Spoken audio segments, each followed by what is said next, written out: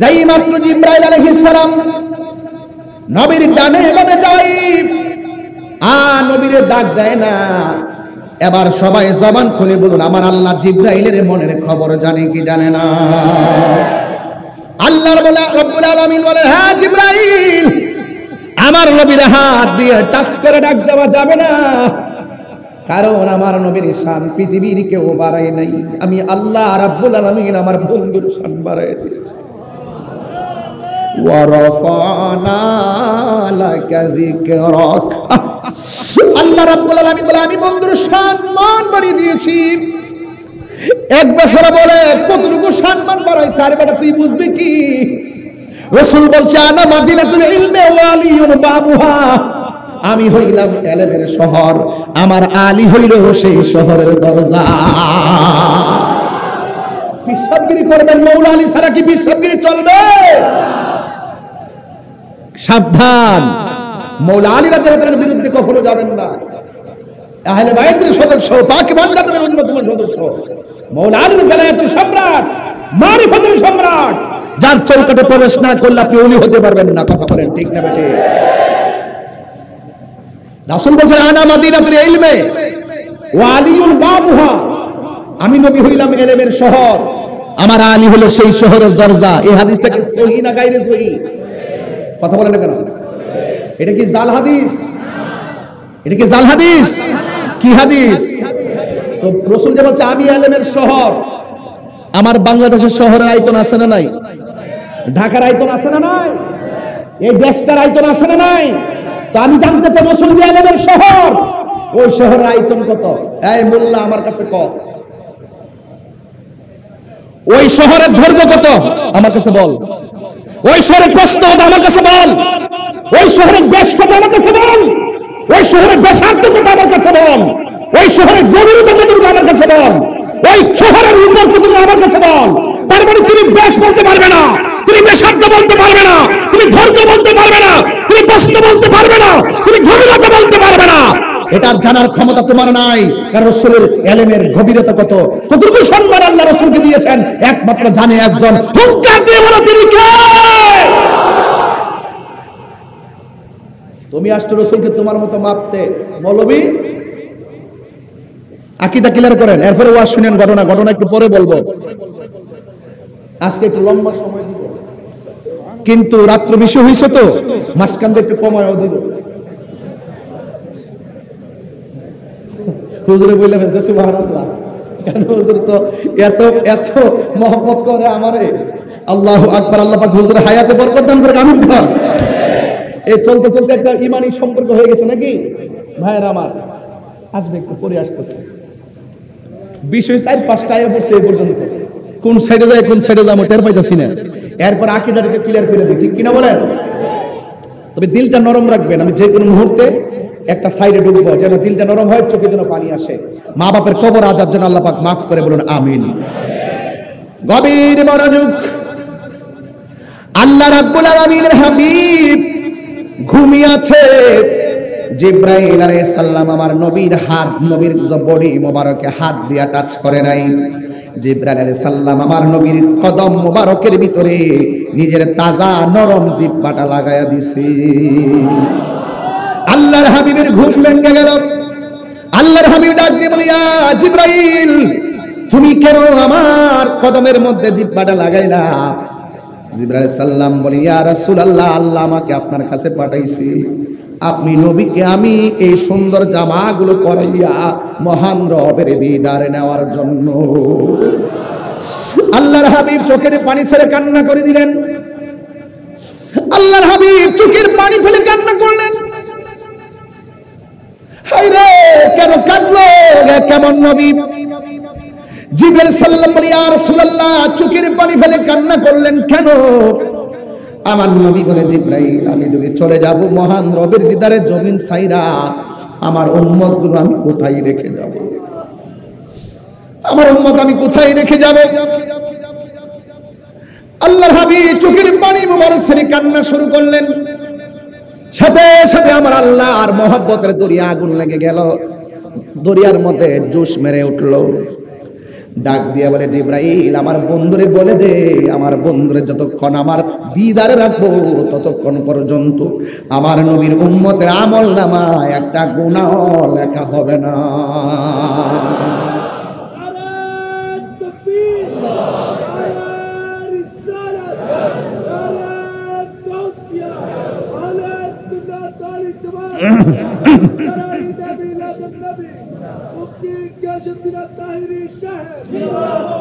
আমার যুবক ভাইরা আল্লাহ আকবার বলবেন না সবাই?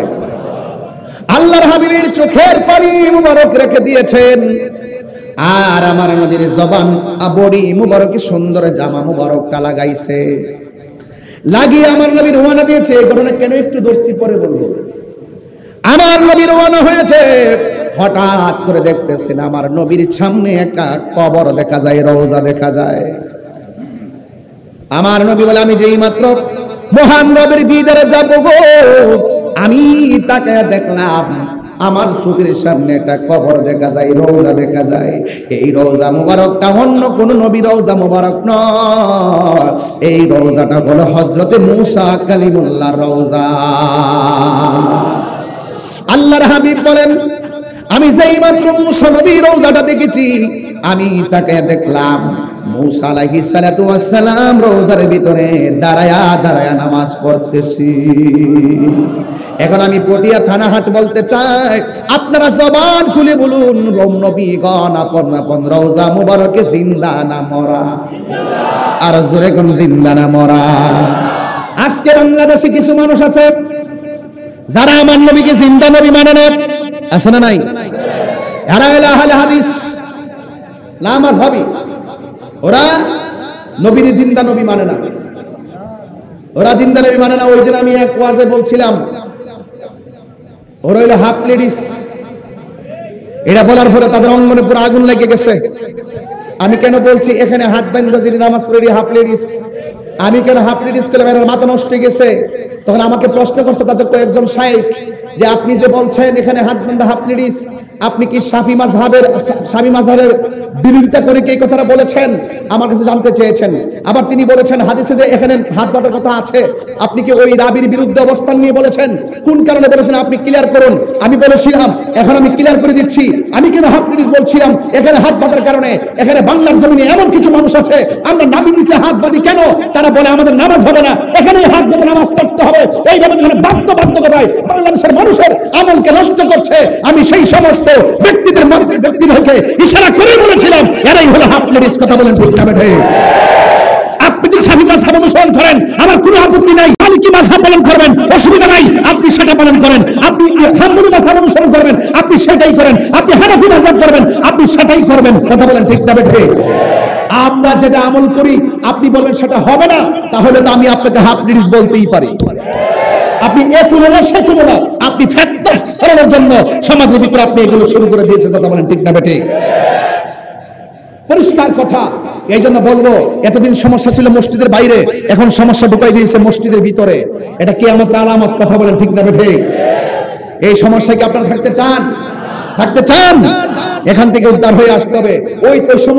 ওই সমস্ত ফতোয়াদেরকে আমি বলি সে হাফ লেডিস যারা নাভির নিচে হাত বাঁধাকে বলে জায়েজ হবে না, এবং বুকের উপরে হাত বেঁধেই তারা নামাজ পড়তেই হবে, এইরকম বাধ্যবাধকতা করে আমাদের সমাজের মানুষকে গোমরাহ করছে। এই জন্য আমি তাদেরকে বললাম, আমরা ছাত্র জীবন থেকে পড়েছি পুরুষ এবং নারীদের সালাতের পার্থক্য কি। আমরা পড়েছিলাম নারীরা হাত বাঁধবে বুকের উপরে, পুরুষ হাত বাঁধবে নাভির নিচে। এটার কথাই বুখারী শরীফে বলা, এটা শরীফ হাদিস শরীফের মধ্যে এসেছে। তাহাত্তা সুররা, নাভির নিচে হাত বাঁধার কথা হাদিস শরীফে এসেছে। আজকে ওই হাদিসটাকে তারা জাল বলে। ওরা বলে এই হাদিসের কোনো ভিত্তি নাই, বাহাসের চ্যালেঞ্জ করে। আপনি বুকের উপরে বাঁধবেন না, হাত ছাইরা নামাজ পড়েন। আপনি আগে আকীদা ক্লিয়ার করুন, আপনি কোন মাযহাব অনুসরণ করেন। কথা বলেন ঠিক না বেঠিক? এই যারা এগুলো নিয়ে ঠেলাঠেলি করে তারাই আমার নবীকে জিন্দা নবী মানতে চায় না। তো তাদের সাথে আমাদের সমস্যা আমল নিয়ে নয়, তাদের সাথে সমস্যা আমাদের ঈমান নিয়ে। কথা বলেন ঠিক না বেঠিক? এই জন্য তাদের খপ্পরে পা দেওয়া যাবে। তারা বলে আমার রাসূল নাকি রওজা মুবারকে মরা অবস্থায় পড়ে আছে। নাউজুবিল্লাহ, আরো বড় করে বলেন। আল্লাহর হাবিব বলেন, আমি দেখলাম মূসা নবী রওজা মুবারকের ভিতরে দাঁড়ায়া দাঁড়ায়া নামাজ পড়তেছে। এখন জবান খুলে কোন মুসা নবী যদি রওজা মোবারকে জিন্দা থাকে, আমার নবী কি জিন্দা না মরা? আমার নবীর রুটম্যাপটা আল্লাহ মুসা নবী রওজার উপর দিয়ে বানাইছে। ইচ্ছা করলে আমার আল্লাহ ইব্রাহিম নবী রওজার উপর দিক দিয়ে আমার নবীর রুটম্যাপটা বানাইতে পারতো। আজকে যে আমি ব্রাহ্মণবাড়ি থেকে এসেছি, ফেনী হয়ে এসেছি, ফেনী 14 গ্রাম হয়ে রুটম্যাপটা বানাইছি। আল্লাহ আমার নবীর মেরাজে নেওয়ার সময় মুসা নবীর রওজার উপর দিক দিয়ে মেরাজটার রুটম্যাপ বানাইছে, ইব্রাহিম নবীর উপর দিক দিয়ে বানাই নাই। বন্ধুরে কান্দিম একটু, কষ্ট হবে আপনার, কষ্ট হবে। বন্ধুরে আমার, ও আমার পটিয়ার বাবা, ও আমার থানা হাটের বন্ধুরা গো, এবার আমার নবীর রওজা নবীর রোডম্যাপটা আল্লাহ কেন মুসা নবীর রওজার উপর দিক দিয়ে বানাইছে? একটা মাত্রই কারণ, এই পৃথিবীতে একটা নবী আল্লাহর সঙ্গে তুর পাহাড়ে কথা বলতো। কথা বলেন। আল্লাহরে বলছে, আল্লাহ তুমি আমারে দেখা দাও। আল্লাহ বলছে, না না তুমি আমারে দেখতে পারবা না। আল্লাহ বলছে, তুমি আমারে দেখতে পারবা না। আমি আল্লাহকে সহ্য করার ক্ষমতা তোমার নাই, আমি আল্লাহর নূরকে বরদাস্ত করার ক্ষমতা তোমারে আমি আল্লাহ দেই নাই। এরপর মুসা নবী মানে না, ওই আল্লাহ কথা বলতেছি, না দেখলে হয় না। আল্লাহ বলছে, ঠিক আছে তুমি তুর পাহাড়ে আইসো। যাওয়ার পরে 70,000 নূরের পর্দার ভিতর থেকে যাররা পরিমাণ নূরের ঝিলিকটা মারছে, মারতে দেরি মুসা নবী বেহুশ হয়ে তুর পাহাড়ে পড়ে গেছে। কিছুক্ষণ পরে উঠা বলে, আল্লাহ আমি দেখছিলাম তুর পাহাড়টা অনেক শক্ত, কিন্তু এখন দেখতেছি পুরা মাটি হইয়া গেছে, কিন্তু এই কেমন অবস্থা? আল্লাহ বলে, মুসা রে, ও মুসা, আমি বলছিলাম না তুমি আমার নূরের তাজাল্লি সহ্য করতে পারবে না? ও আল্লাহ, এই নি তুর পাহাড়ের অবস্থা। আল্লাহ বলে, হ্যাঁ হ্যাঁ হ্যাঁ, তোর পাহাড় লয় হইয়া গেছে, তোমার গায়ের ভিতরে সে আসর পড়তো একটা মাত্র কারণে, ওই নূরের তাজাল্লি দিয়ে তোমাকে বশীভূত করা হয় নাই, কারণ তোমার কপালের মধ্যে ছিল আমার হাবিবুল্লাহর নূর মুবারক। আল্লাহু আকবার, জোরে বলেন না কেন? হায়রে ও আমার পটিয়ারা বাবা, নবী পাকের নূর, যারা নবীরে মানে না নূর, হেরা কিতাব সুর।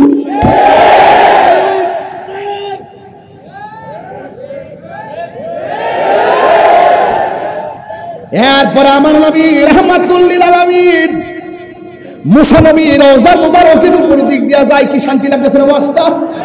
এটা ঈমান লাগেনি, ঈমান লাগেনি? আরে ভাই, আপনারা ঘটনা জানেন 22 বছরের বেটা, কিন্তু 12 বছর উপলক্ষে এই ঘটনাগুলো জানে না। এই কিশোর বয়সে প্রেম দিতে হবে, আমার নবীর মেরাজ বুঝাইতে হবে, নবীর নূর বুঝাইতে হবে, নবীর সম্মান বুঝাইতে হবে। কথা বলেন, কথা বলেন, ঠিক কিনা বলেন? আজকে যুবকদের যে ইমেজকে হরণ করে দিচ্ছে ইমোশন, কথা বলে বলে এইটা করে না, হিটা করেন, এটা করে হিটা করে, এমনি করে এমনি করে, টাকা টাকা আনতে পারে, সম্মান আনতে পারে না। এগুলো কি এদের শিখার বিষয়? ওয়াজ আইসা, এরা ওয়াজ আইসা ঈমান বুঝতে হবে। কথা বলেন, ঠিক না বেঠে? এই বংশ বুঝার টাইম এখন নাই, আকীদার কথা নাই। সবগুলো এই প্রজন্মের ম্যাক্সিমাম উলামায়ে কেরাম আইসাই বংশ আলোচনায় ব্যস্ত হয়ে যায়, আকীদার কথা কয় না। রিজিকের মালিক কে?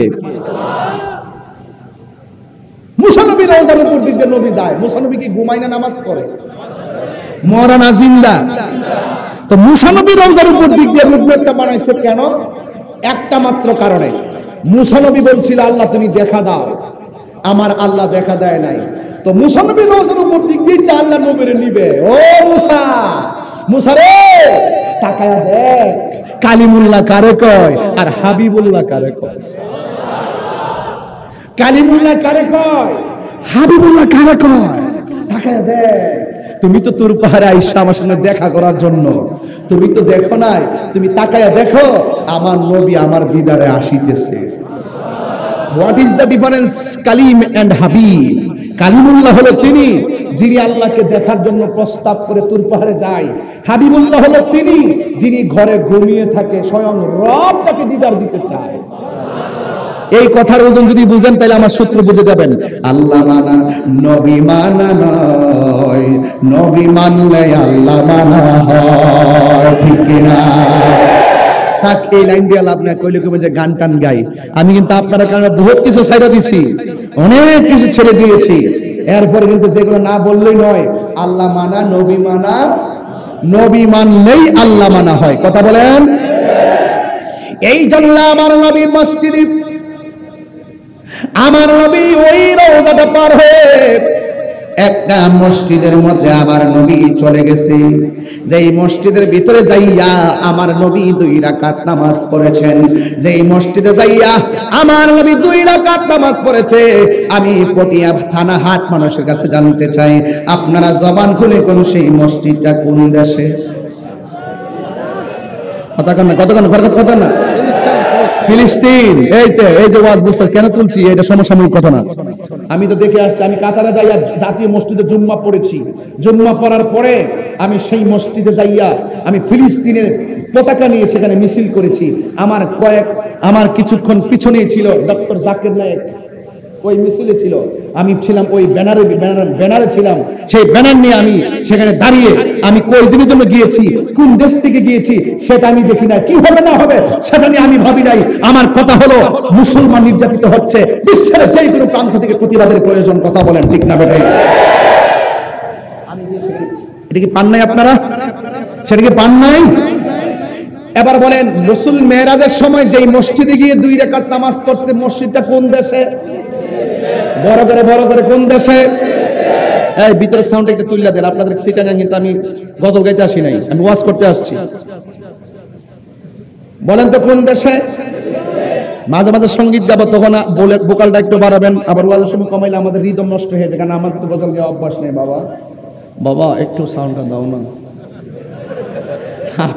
ভিতরে সাউন্ডটা তুলে দেন। সাউন্ড খুব সুন্দর আজকে দেখলাম, বাহিরে খুব আওয়াজ শোনা যায়। মাশাআল্লাহ, আপনাদের এই সাউন্ড সিস্টেম আল্লাহ বরকত দান করুক। কেমন দিছি? ঠিক আছে না? এভাবে হয়, ভালোবাসা তো এটাকে বলে, ঠিক কিনা বলেন? আমি যেমন ওয়াজ করতেছি খুব প্রাঞ্জল ভাষায় বলার চেষ্টা করতেছি, ওরাও প্রাঞ্জল ভাষায় সাউন্ডটা দেওয়ার চেষ্টা করতেছে। এই জন্য আপনারাও প্রাঞ্জল ভাষায় ওয়াজ শুনতে চেষ্টা করতেছেন। কাহারও কোনো দোষ, মাঝে তো কিছু অসঙ্গতি হতেই পারে। যাই হোক, এবার একটা প্রশ্ন করি, বলুন তো বাবা, কি আসছেন নাকি আপনি? আইসেননি? এই যে বেশাবা মানুষ খুব পাগল, তাই না দেখলে খুব অস্থির হয়ে যায়। ওই যে কয়েকটা আছে খুব জ্বালায় আমারে, মারহাবা জোরে কর। যাই হোক, এখন বলুন তো, এখন একটা প্রশ্ন, রাসূল মেরাজে যাওয়ার সময় যেই মসজিদে গিয়ে 2 রাকাত নামাজের ইমামতি করেছেন, জবানটা খুলে বলুন সেই মসজিদটা কোন দেশে? আরো জোরে, আরো জোরে। সেই মসজিদের নাম কি? সেই মসজিদের নাম কি? এটা মুসলমানদের কি কিবলা? আগে কোন দিকে ফিরে নামাজ পড়তো? এই মসজিদুল আকসা, ঠিক না বে ঠিক? তাহলে এই মসজিদের মর্যাদা আমাদের কাছে আছে না নাই? এই মসজিদটা কোন দেশে? এটা পাথর দিয়ে বানানো হয়েছে, পাথরগুলো সমুদ্রের তল দেশ থেকে তোলা হয়েছে। মানুষের পক্ষে এই গভীর সমুদ্রের তল থেকে পাথর তোলা সম্ভব ছিল? আবার এই ক্যারেন দিয়া যেভাবে আমরা পাথর টানি, ওই মেশিন তখন ছিল? ওই পাথরগুলো জিনের মাধ্যমে তোলা হয়েছে। কিসের মাধ্যমে? ওই মসজিদে বানানোর সময় যে পাথরগুলো তোলা হয়েছে, প্রত্যেকটা পাথরের গায়ে লেখা ছিল সূরা ইয়াসিন। জোরে কন্যা সুবহানাল্লাহ। তো ওই কিবলা ফিলিস্তিনের সেই মসজিদে আকসার কিবলাটাকে শুধু ফিলিস্তিনের একলা না সমস্ত মুসলমানদের? তাহলে প্রতিবাদকে শুধু ফিলিস্তিন করবে নাকি সবাই করবে? মুসলিম বিশ্ব জাগো জাগো, শোনো ফিলিস্তিনিদের চিৎকার। মুসলিম বিশ্ব জাগো জাগো, শোনো ফিলিস্তিনিদের চিৎকার। সময় এসেছে গড়ে দাঁড়াবার প্রাণের দাবি আল আকসা। এটা বলার আমি যখন হাত এভাবে করবো, আপনারাও করবেন এইভাবে, ঠিক কিনা বলেন? চিটাঙ্গের মানুষ তো আওয়াজ বেশি, বলেন মুসলিম বিশ্ব জাগো জাগো, শোনো ফিলিস্তিনিদের চিৎকার। সময় এসেছে গড়ে দাঁড়াবার প্রাণের দাবি আল আকসা। ঠিক শব্দ জোরে হয় নাই, জোরে করে বলতে হবে, তাইলে ঈমান বোঝা যাবে। কারণ ওই ফিলিস্তিনি ছোট্ট বাচ্চা বলছিল, এই ইসরায়েলের গুন্ডা বাহিনীরা, তোরা আমাদের মাথার উপর দিয়া তোরা কি করিস? ক্ষেপণাস্ত্র মারিস। একটা কথা মনে রাখিস, তোরা বোমা মেরে আমাদের জমিন দখল করতেছিস, আর ওই বোমার সামনে আমরা আল্লাহর জন্য বুকের তাজা রক্ত দিয়ে জান্নাত দখল করতেছি। তো সেই প্রেমিক হওয়া দরকার আছে না নাই বলেন? একটা একটা ছোট্ট মেয়ে বলছিল তোরা আমাদেরকে মেরে মেরে শেষ করছিস, মনে করেছিস আমাদের মাথার উপর দিয়ে মিসাইল ছেড়ে দিয়েছিস, আমাদের মাথার উপর দিয়ে রকেট বোমা মেরে দিয়েছিস, তোরা মনে করেছিস যে এই বোমার উপর আর কিছু নাই। তবে একটা কথা মনে রাখিস, তোদের বোমার উপরে আমাদের রব আছে, তোদের মাথার উপরে আমাদের রব আছে। সেদিন দেখলাম গাজার মুসলমান ছোট ছোট ঘাস হাতে নিয়ে তারা খাইতেছে। এটার জন্য আমি প্রস্তুত ছিলাম না, মুসলমান এখান থেকে হুঙ্কার দাও। অনেকে বলবে যে পটিয়া থেকে হুঙ্কার দিলে কি লাভ হবে, অস্ত্রের সামনে কি হুঙ্কারে কাজ হয়? এটা মিথ্যা কথা, অস্ত্র ছাড়াও হুঙ্কার দিলে কাজ হয়। বাবা শাহজালাল যখন এই দেশে এসেছেন, গৌরবন্দের মোকাবেলা কিন্তু গ্রেনেড হামলা দিয়ে করে নাই, গৌরবন্দের মোকাবেলা কিন্তু ওই বোমা ওই রকেট হামলা দিয়ে করে নাই। ওই গৌরবন্দের মোকাবেলায় তিনি আল্লাহু আকবার ধ্বনি বলেছিল, গৌরবন্দের বিল্ডিং ফেটে টুকরা টুকরা হয়ে গিয়েছিল। সেই শাহজালাল উত্তরসূরি পটিয়ার জমিনে আছে না? আওয়াজ করতে হবে, ঠিক আওয়াজটা জোরে হতে হবে, কথা বলেন ঠিক কিনা? আর না হয় বলে ঠিক না, বলবেন আল্লাহু আকবার, ঠিক কিনা বলে? মুসলিম বিশ্ব জাগো জাগো, শোনো ফিলিস্তিনিদের চিৎকার, সময় এসেছে ঘুরে দাঁড়াবার, প্রাণের দাবি আল আকসা। আকসায় আমাদের চেতনা, আকসা কেড়ে নিতে দিব না, আকসায় আমাদের চেতনা, আকসা কেড়ে নিতে দিব না। দাও জুড়ে দাও ইমানি হুঙ্কার, প্রাণের দাবি আল আকসা। মুসলিম বিশ্ব জাগো জাগো, শোনো ফিলিস্তিনিদের চিৎকার, মুসলিম বিশ্ব জাগো জাগো, শোনো ফিলিস্তিনিদের চিৎকার, সময় এসেছে ঘুরে দাঁড়াবার, প্রাণের দাবি আল আকসা। মুসলিম আমরা অভিন্ন জাতি, তামান্না দু চোখে শহীদি, হিংসা বর্বর মানবতা বিরোধী, হটাও শয়তান ইহুদি, ঠিক কিনা?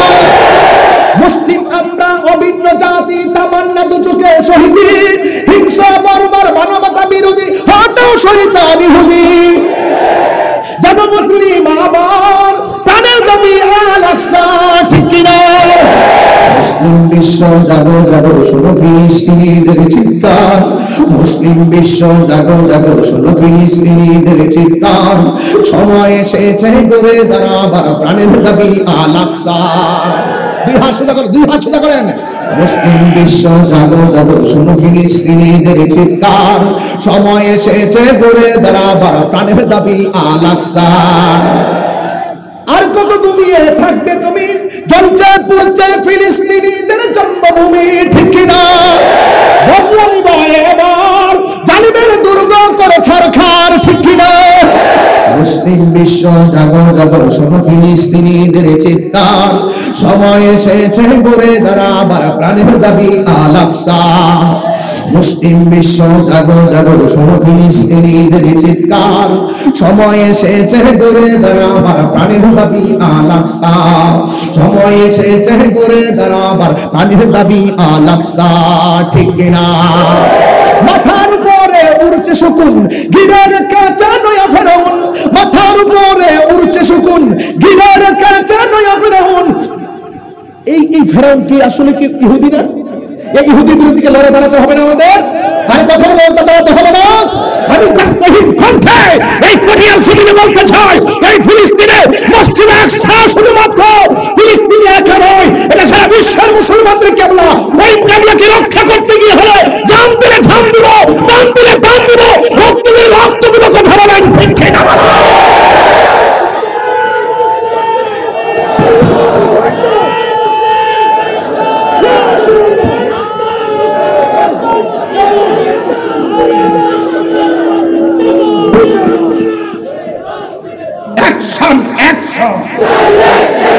হাত তুলতে হবে, হাত তুলতে হবে।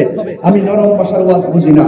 অ্যাকশন অ্যাকশন, ইসরায়েলের বিরুদ্ধে অ্যাকশন অ্যাকশন, ইসরায়েলের বিরুদ্ধে, ফিলিস্তিন ফিলিস্তিন জিন্দাবাদ জিন্দাবাদ, ফিলিস্তিন ফিলিস্তিন, বিশ্বের মুসলিম, বিশ্বের মুসলিম।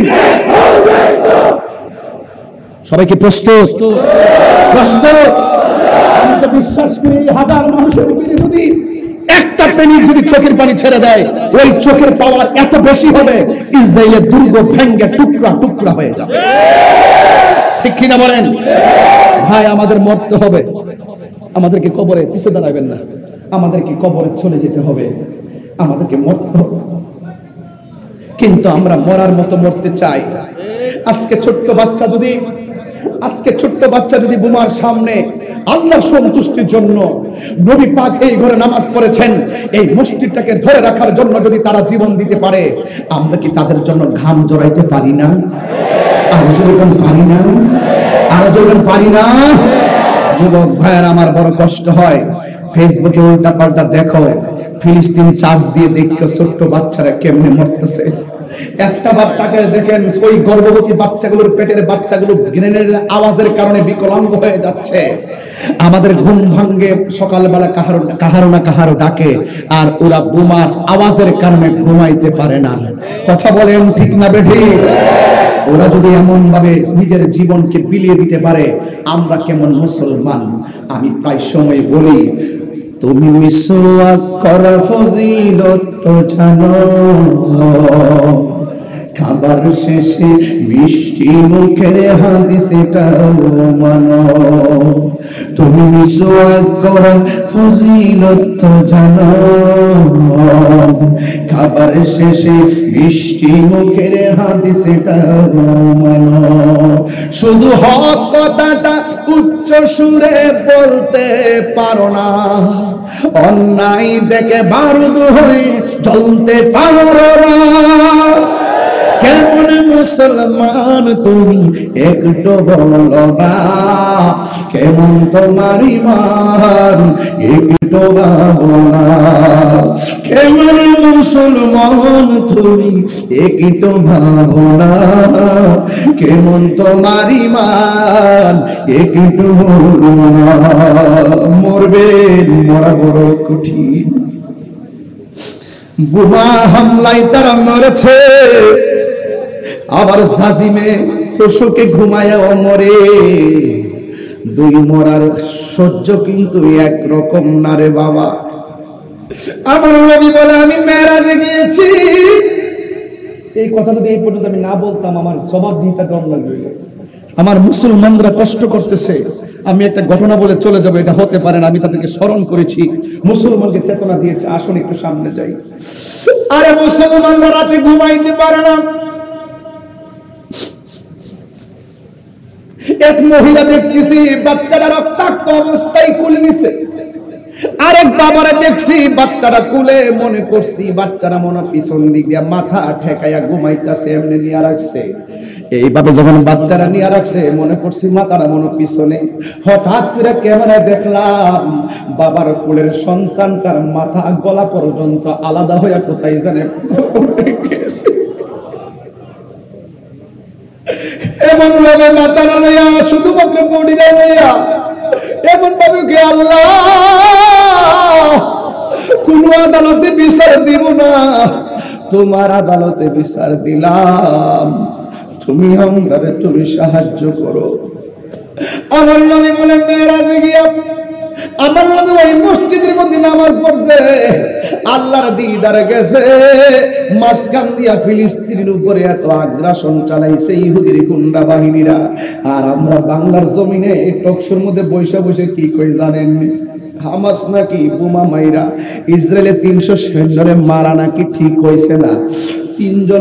300 জন সৈন্যরা নাকি মারা ঠিক হয়েছে না। ফিলিস্তিনের পক্ষ থেকে বোমা মাইরা ইসরায়েলের 300 সৈন্য বাহিনী উড়াই দিছে। মারহাবা কোন? আর বাংলাদেশের কিছু দাজ্জাল মার্কা মৌলবী বৈশা কি কই জানেননি? বৈশা বলতেছে ফিলিস্তিন এমন ভাবে ইসরায়েলের সৈন্য মারা ঠিক হয় নাই, কয় যুদ্ধ করে নাকি সমাধান হবে না, কলম দিয়া নাকি সমাধান হবে। এ কেমন দালাল মৌলবী! আজকে 300 মারছে, তোর শরীরটা জ্বললা উঠছে। 1947 সাল থেকে মুসলমান ফিলিস্তিনিদেরকে ইহুদি বাদাইমার গোষ্ঠীরা মারতে মারতে 95 ভাগ ফিলিস্তিনের জায়গা ওরা দখল কইরা কোটি কোটি মানুষ তারা মাইরা ফেলাইছে। এতদিন পর্যন্ত তোমরা ছিলা কোথায়? কথা বলেন ঠিক কিনা? আমাদের আজ সুন্নাত ওয়াল জামাতের কথা হলো,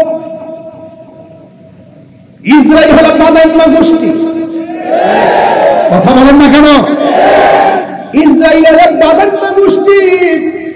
হিটলার যখন 60 লাখ ইহুদিরে মাইরা ফেলাইছে, তখন বাইরে গেছে কিছু ইহুদি আইসা ফিলিস্তিনের কাছে জায়গা চাইছে, ওই রোহিঙ্গাদের মতো। রোহিঙ্গার মুসলমানদের মতো প্রাইম মিনিস্টার জায়গা দিছে, মায়া করে দিছে। হেরা যদি যুদ্ধ লাগাই আমরা লোক, এটা কি গাদ্দারি তো না? মায়া কইরা জায়গা দিছে, মানবতা কইরা।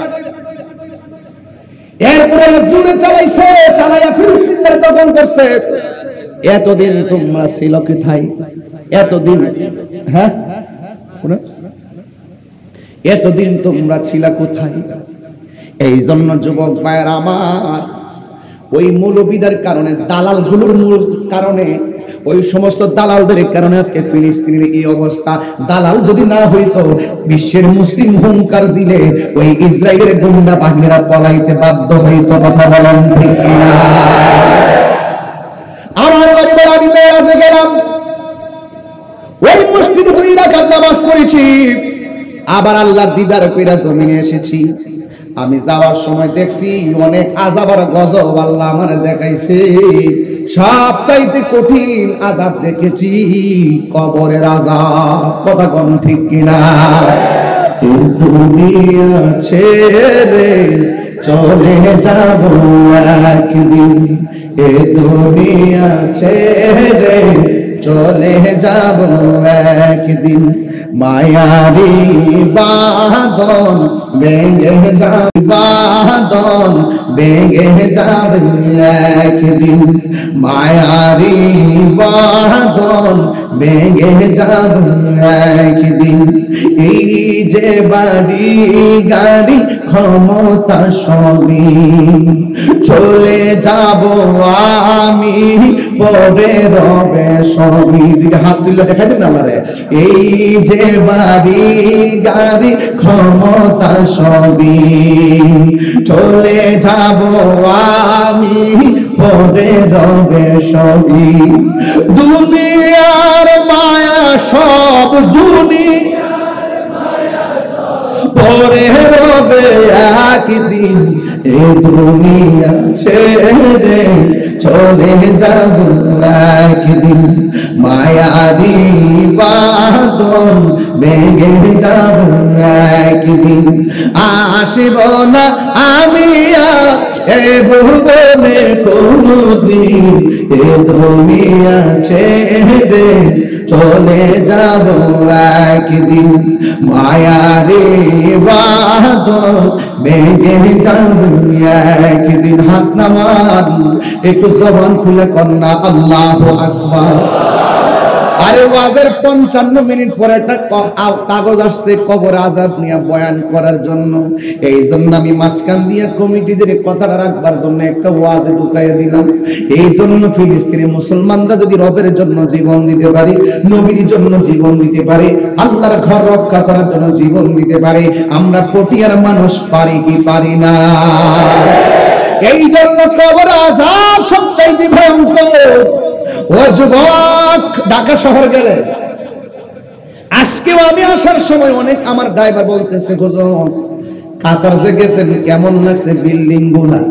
আমি কাতার যাইও বলছি, কাতার ভাইরা রে, বড় বড় বিল্ডিং দেখে বড় সুন্দর লাগে। একবার ভাবছনি সেই বিল্ডিং এর মালিক এখন কোথায় আছে? বড় বড় বিল্ডিং এর কাছে যাইয়া বিল্ডিং দেখে আনন্দ কইরো না।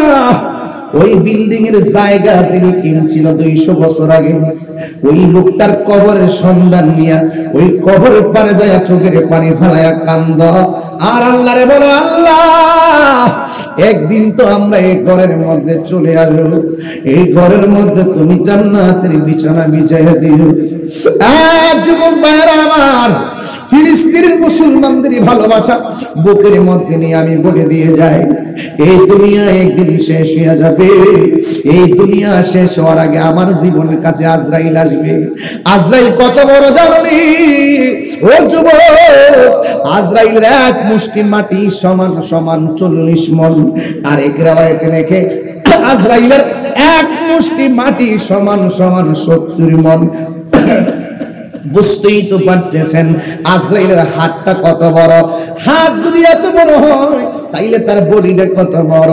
7 সমুদ্র 13 নদীর পানি যদি আজরাইলের মাথায় ঢেলে দেওয়া হয়, 1 ফোঁটা পানিও জমিনের মধ্যে পড়বে না। এই জন্য আমার নবী বলে, এই দুনিয়া ছেড়ে মানুষ যখন কবরে চলে যাবে, এই কবরে মা যাবে না, ওই কবরে ভাই যাবে না। ফিলিস্তিনি মুসলমানরা জীবন দিতেছে, মনে করছেন গায়ে থেকে রক্ত ঝরতেছে, তাদের কবরের খবর নিয়ে দেখেন, তারা কবরে যাইতে দেরি, ওই কবরে তাদের বিছানার নিচে আল্লাহ পাক জান্নাতের গালিচা বিছাই দিতে দেরি করে। প্রেমিকের জন্য এই উপহার গিফট আছে না নাই? আর যারা আছে না না, এই জন্য আমার যুবক ভাইরা, কবরের আযাব বড় কঠিন। এই জন্য আমার নবী, আপনার নবী বলেছেন, এই কবর হলো জান্নাতের টুকরা, এই কবর হলো জাহান্নামের গর্ত। ও পানাহাটির ভাই, সুন্দর সুন্দর ওয়াজ শুননা, সেলিব্রেট শুননা শুননা পাগল হইও না। একটা বার নিজের কবরের খবরটা নিজে নেন। আমি কি করছি, কবরে গিয়ে কি জবাব দিব, আল্লাহর দরবারে আমি কি জবাব দিব? তাই তো আমার নবী, আপনার নবী রাহমাতুল লিল আলামিন বলে দিয়েছেন, বেনামাজি হইয়া কবরে গেলে তিনটা শাস্তি অবধারিত। এক যুবকের দল সাহাবীরা বলে, ইয়া রাসূলুল্লাহ, আমি যখন টান দিব সবাই আল্লাহর দরদ মাখা কণ্ঠে ডাক দিবেন। সাহাবীরা ডাক দিয়ে, ইয়া রাসূলুল্লাহ, নবী গো,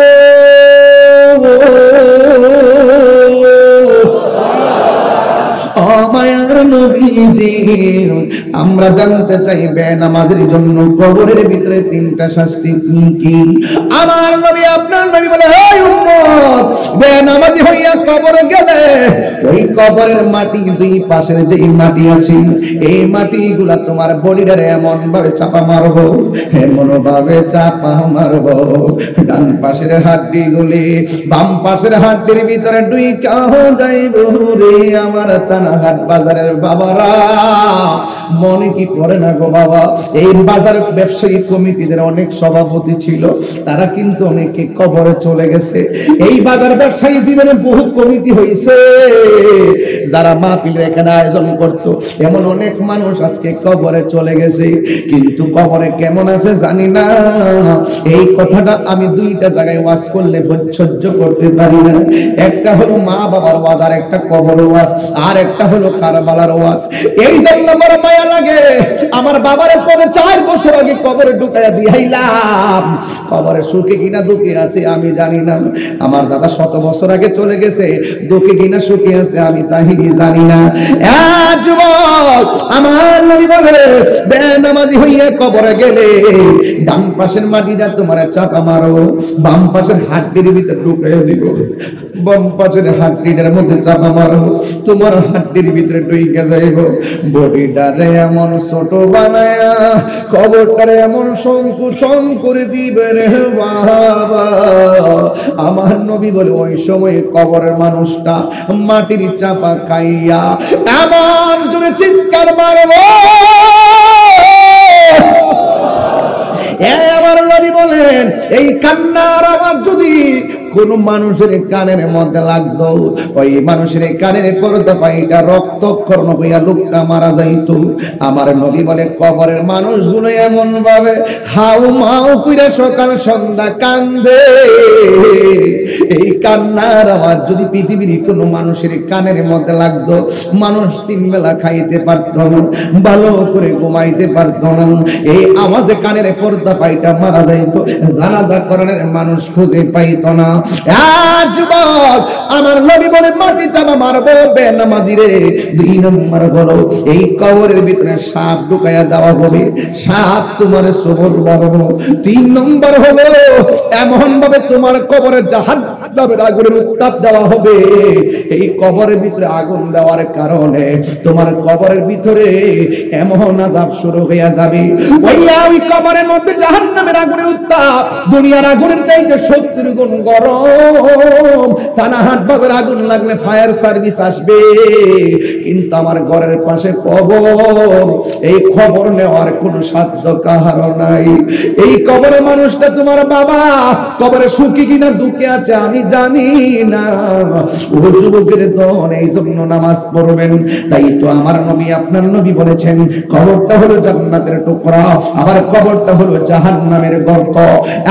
যুবক, এই দুনিয়ার বন্ধুগুলো কোনো কাজে আসবে থাকবে না, আমি মারা গেলে আমার সম্পদের ভাগ নেওয়ার মানুষ অভাব হবে না, কিন্তু আমার কবরের শাস্তির ভাগ পৃথিবীর কেউ নিবে না। শাস্তির ভাগ কি? আমার বডির পাশে আমার মা বসা থাকে, আপনার বডির পাশে আপনার ভাই বসা থাকবে।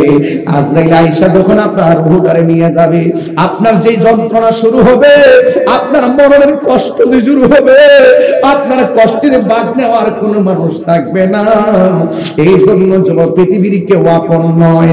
এই জন্য আমি বলছিলাম, যদি কবরের মধ্যে আপন হইতে চাও, ঈমান লাগবে আর নেক আমল লাগবে, এছাড়া আমাদের কোনো উপায় নাই। হেলাই হেলাই কার্য নষ্ট রে, পুরুষ নষ্ট হাটে, খারাপ রাস্তায় গাড়ি নষ্ট, নারী নষ্ট খোলা ঘাটে রে।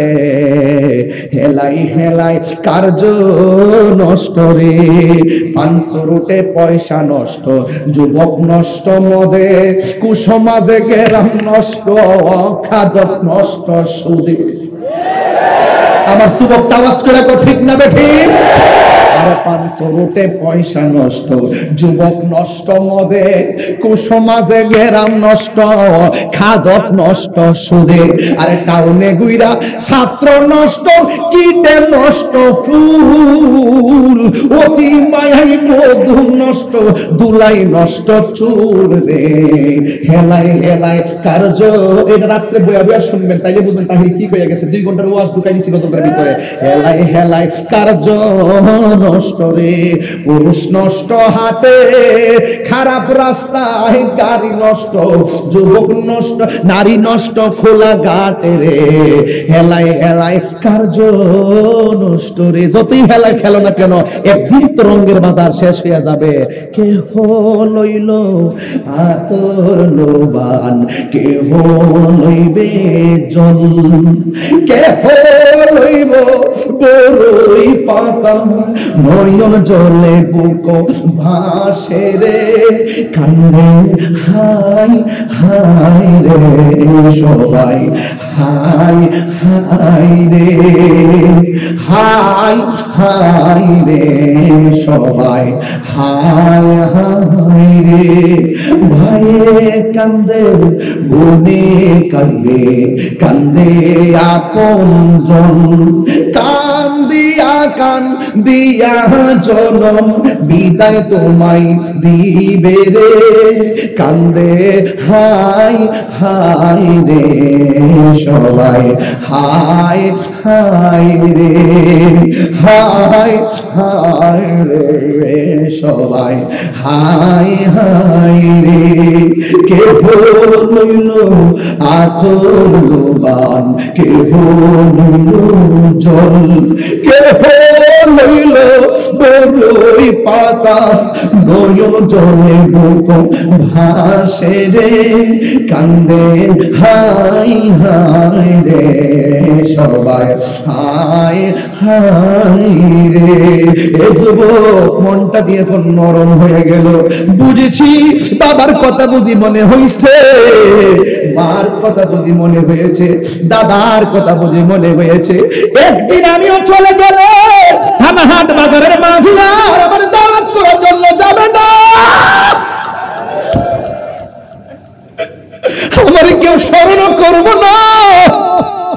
আরে আমার কণ্ঠ দিয়ে কিছু কথা বলতে পারি দেখে আমার বাড়িতে মানুষে দাওয়াত করতে যায়। আমি একটু হুঙ্কার দিয়ে কথা বলার চেষ্টা করি বলে মানুষ আমার বাড়িতে দাওয়াত করতে যাই। একদিন যখন আমার কবরে চলে যাব, কেউ আমার বাড়িতে যাবে না, এই পৃথিবীর কেউ আমার বান্ধব হবে না। যদি আমার জীবনের ফাগলামিটা নবীর জন্য কইরা যাইতাম পারি, যেই কবরে পৃথিবীর কেউ যাবে না, ওই কবরে আমার লাশটা রাখবে, ওই কবরে আমার ভাইয়ের লাশটা রাখবে। কিন্তু ওই নবীর পাগল হয়ে যদি কবরের মধ্যে যাইতে পারি, আমার নবী কইবো পাগল রে, দুনিয়ার যে ফাগলামি করছিলি আমি নবীর জন্য, আমার আহলে বায়তের জন্য, তোর ফাগলামি আমি মদিনার দিকে দেখছি, আমি তোর মাহফিলে দেখছি। যদি আমার নবী রাজি হইয়া যায়, এই পৃথিবীতে কেউ লাগবে না, আমার নবী দুইটা হাত বাড়াই করবো, আয় আয়। এই কবরে দুনিয়ার কেউ নেই, এই কবরে দুনিয়ার কোনো মানুষ নেই।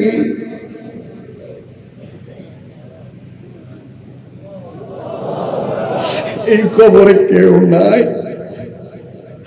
দুনিয়ার পথ পদবি পাইতে গেলে অনেকে টাকা দেখে, লোক দেখে, সম্পদ দেখে, ক্ষমতা দেখে। আমার নবীকে আমি নবীরে রাজি করতে গেলে টাকা পয়সা লাগে না, শুধুমাত্র মহব্বত লাগে।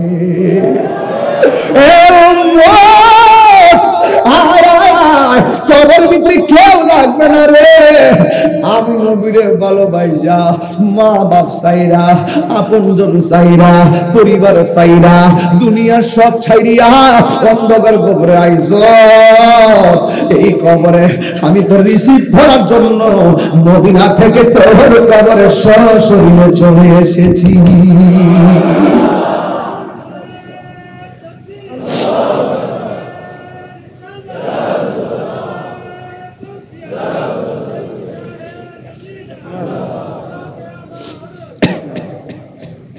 আমার নবী কবর আসার ক্ষমতা আছে না নাই? আরে বাবা, দুনিয়ার মানুষকে খুশি করতে যায় কথা বলো না, নবীকে খুশি করতে যায় কথা বলেন। দুনিয়ার মানুষ আপনাকে পাগল বলতে পারে, কিন্তু আমার নবী যদি রাজি হইয়া যায়, আপনার ইহকাল পরকাল ধন্য হয়ে যাবে। কথা বলেন ঠিক না? এই জন্য কোন কারণে আপনি চলতেছেন, কোন কারণে আপনি আল্লাহরে ডাকতেছেন, সব আল্লাহ জানে। এই জন্য দুনিয়ার মানুষকে খুশি করতে যাই আপনি কথা কইেন না। কথা বলবেন একজনকে খুশি করার জন্য, জবান খুলে বলুন তিনি কে? আলিমুল গায়বি ওয়াশ শাহাদাতুর রহমানুর রহিম।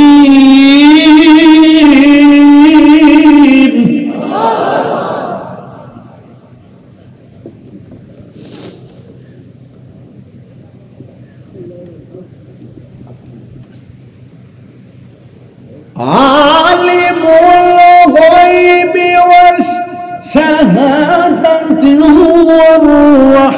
রহমানুর রহিম।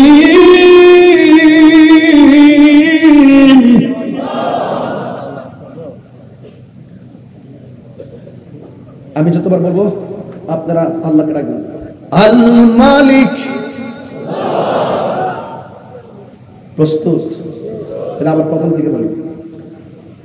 হুয়াল্লাহুল্লাযী লা ইলাহা ইল্লা হু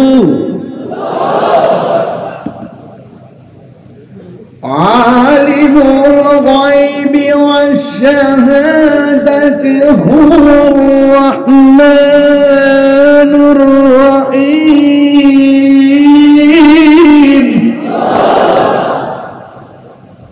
আল মালিক আল কুদ্দুস ওয়াস সালাম ওয়াল মুমিন ওয়াল মুহাইমিন ওয়াল আজিজ ওয়াল জব্বার ওয়াল মুতাকাব্বির। আল্লাহু আকবার বলে গেল। সব দেখেন কে? আল্লাহকে সন্তুষ্ট করতে কাজ করতে হবে। এক বাচ্চার মাথার খুব টুপি ছিল। আমার মাথা কি আছে? মাথায় খুব টুপি, মুখে খুব দাড়ি, আজান দিলেই নামাজ, আজান দিলেই নামাজ। ব্যবসা করতো। কি করতো? ব্যবসা। খুব ভালো ব্যবসা করতো, ওজন দিয়ে মাপের ব্যবসা। মানুষের কাছে খুব ভালো দাম, মানুষের কাছে খুব সম্মান, মানুষের কাছে খুব পিছন থেকে আপনারা বসুন, মানুষের কাছে খুব সম্মান। লোকটা মারা গেছে, জানা যায় কি মানুষ কম না বেশি? অনেক বেশি। সবাই দেখছে লোকটা নামাজ পড়তো, সবাই দেখছে লোকটা রোজা রাখতো, সবাই দেখছে লোকটা খুব ভালো ব্যবসা করতো। তো যে লোকটা নামাজ পড়ে মুখে দাঁড়িয়ে আছে, চলাফেরা ভালো, নম্র ভদ্র, তার পিছনে তো ব্যবসা, তার ব্যবসা কিন্তু ভালো চলে। মানুষ বলে লোকটা ভালো আছে, সব ব্যবসায়ী। কিন্তু লোকটা যখন মারা গেছে, একদিন মরণ হবে কি হবে না? কথা কথা হবে কি হবে না? একদিন যখন মারা গেল, তখন ওই মুহূর্তে তার জন্য কবর করা হলো। কবরটা পুরা শেষ। হঠাৎ করে কুরাইল্লা কোদাল দিয়ে যারা মাটি কাটে তারা দেখতেছে তার কবরের ভিতরে এক বিষাক্ত সাপ এসে গেছে। নাউজুবিল্লাহ, জোরে বল। এরপরে সাপ দেখলে কার এই কবর লাশ দাফন করবে? তার আরেকটা কবর করলো, আরেকটা কবর করা শেষ। এবার বলছে যাক, এবার সাপ টাপ নাই, যাই লাশ গিয়ে নিয়ে আসি। মাথাটা ফিরায় থাকায় দেখে আবার আরেকটা সাপ এসে গেছে। আল্লাহু আকবার বলবেন না? অন কোদাল দিয়ে মাটি কাটতে একটু সময় লাগে না ভাই? একটা কবর করতে কিন্তু অনেক কষ্ট, কিন্তু মাটি কাটে অনেক মাটি বের হয়, ঠিক না? এই কবরে মাটি কাটতেছে, ওরা চিন্তা করতেছে কত কবর করবো আর কবরে সাপ দেখবো। চল চল আমরা আল্লাহর বন্ধুর কাছে যাই, রহস্যটা বলি। সুবহানাল্লাহ না কেন? আল্লাহর বন্ধুর হাকিকত জানার ক্ষমতা আছে না নাই? আরো যারা আছে না নাই? এবার আল্লাহর বন্ধুর কাছে যাই, বলতেছে হে আল্লাহর বন্ধু, আমাদের একজন বুজুর্গ লোক মারা গেছে, সে নামাজ কালাম পড়তো, ভালো ব্যবসায়ী, ব্যবসা করতো, কিন্তু আমরা যখন তার জন্য কবর করতে গেলাম, কবর করা শেষ হওয়ার পর হঠাৎ করে দেখি কবরে সাপ চলে আসে। কোথায় থেকে আসে আমরা বুঝিও না। একবার করার পরে আবার কবর করলাম, এরপর আবার দেখলাম কবরের ভিতরে সাপ। এখন আমরা কি করব? আমরা কি তৃতীয় আরেকটা কবর করব? তখন আল্লাহর বন্ধু বলছেন, তোমরা আরেকটা কবর করবা, আরেকটা কবর করবা। যদি তোমরা সাপ পাও, ওই সাপ সহকারে লাশটা দাফন করবা। সাপ না পাইলে ওইটাতে দাফন করবা। শর্ত কয়টা? সাপ পাইলো সাপ সহকারে দাফন করবে, না পাইলেও দাফন করবে। বাস, কোদাইল্লারা মাটি কাটতে গেছে, মাটি কাটতে যায় কবর করছে, পুরো একদম শেষ। মাশাআল্লাহ, খুব সুন্দর কবর, কোনো সাপ টাপ নাই। সব লাশ বাইর করে আইনা জানাজার নামাজ পড়ছে, লাশ কাদের মধ্যে নিছে, নিয়ে তখন বাড়িতে গেছে। ওই জানাজার ময়দান থেকে আসল বাড়িতে নিছে। এখন পটিয়ার মানুষ, থানাহাটের মানুষ, মুখটা ভৈরা বলেন, আসল ঘর কি বিল্ডিং না কবর? তাহলে কোন বাড়িতে নিয়ে গেছে? নকল বাড়িতে না আসল বাড়িতে? আসল বাড়িতে নেওয়ার পর তখন ওই কবরের পারে গেছে, জানাজা করে যাইয়া দেখতেছে ওই কবরের ভিতরে আবার বিষাক্ত সাপ দেখা যায়। শর্ত ছিল কয়টা? সাপ থাকলে সাপ সহকারে দাফন করবা, সাপ না থাকলে এটাতে দাফন করবা। এরপরে যখন সাপ দেখছে, সাপ সহকারে কবরের ভিতরে তার লাশটা ফেলে দিয়ে মাটি চাপা দিয়ে তারা সবাই চলে গেছে। কিন্তু লোকটা তো নামাজে ছিল, লোকটা তো রোজাদার ছিল, লোকটা তো ভালো করে ব্যবসা করত, সবার কাছে তার অবস্থান সমাদৃত। কিন্তু লোকটার কবরে কেন সাপ? একটা আলোচনার বিষয় হয়ে গেছে। অনেক সময় দেখবেন কিছু কিছু ছেলেরা মার সাথে অভিমান কইরা ফাঁসি দিয়ে মারা যায়। তখন অনেক গ্রামের মানুষ বলে, হারে এই ছেলেটা তো ভালো ছিল, কেন রে ফাঁসি দিয়ে মারা গেল? চল বাড়ি থেকে জেনে আসি কেন মারা গেছে, জানতে যায় কি যায় না? ঠিক এইভাবে লোকটা যখন মারা গেছে, কবরে সাপ সহকারে দাফন করার পরে হাটে ঘাটে বাজারে, যেমন হাট বাজারে আলোচনা শুরু হয়ে গেল, থানাহাটে আলোচনা শুরু হয়ে গেল। আর লোকটা দেখছি 5 ওয়াক্ত নামাজ পড়তো, এই লোকটা কেন আজকে কবরের ভিতরে এই অবস্থা? সবাই আলোচনা করতেছে, কারণ কি? কারণটা কি? বাহিরে তো কোনোদিন লোকটাকে 2 নম্বরই করতে দেখি নাই। তখন একটা লোক দাঁড়ায় বলতেছে, কই রে শুন, আমরা বাহিরে দেখেছি লোকটা নামাজ পড়তো, আমরা বাহিরে দেখেছি লোকটা ভালো করে করতো, কি যে বলে ব্যবসা করতো, কিন্তু আমরা তো জানি না লোকটা কি করতো ঘরের ভিতরে। আমরা তো বাহিরের খবরটা জানি, চল ঘরের খবরটা একটু জেনে নেই, তাইলে বোঝা যাবে। তার স্ত্রী তো বেঁচে আছে, চল তার স্ত্রীকে জিজ্ঞেস করি, কেন তোমার স্বামীর এই অবস্থা?